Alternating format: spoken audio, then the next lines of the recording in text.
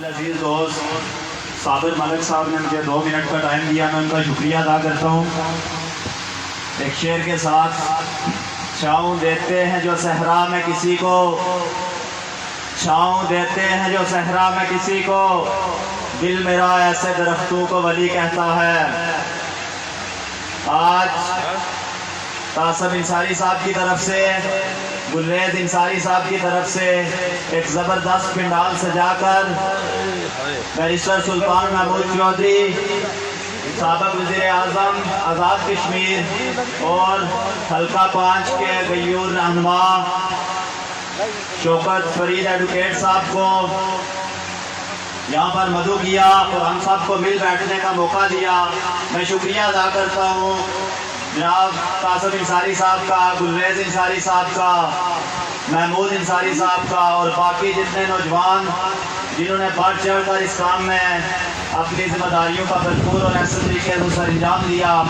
उसके बाद जितने भी इमरान खान के टाइगर्स पिंडाल में तशरीफ़ फरमा हैं, जो रास्ते से आ रहे हैं, मैं सबका शुक्रिया अदा करता हूँ।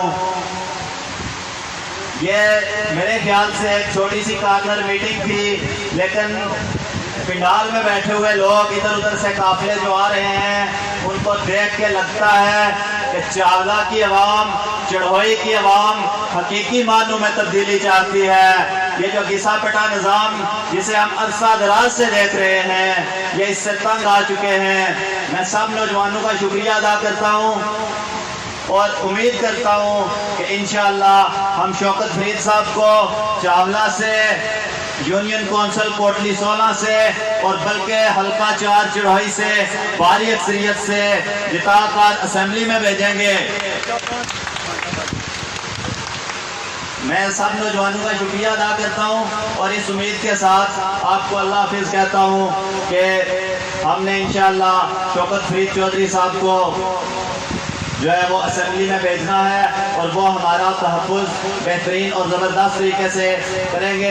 एक पढ़े लिखे नौजवान को हम सपोर्ट कर रहे हैं, इमरान खान के विजन को सपोर्ट कर रहे हैं, तो इस मैं सब लोगों का शुक्रिया अदा करता हूँ।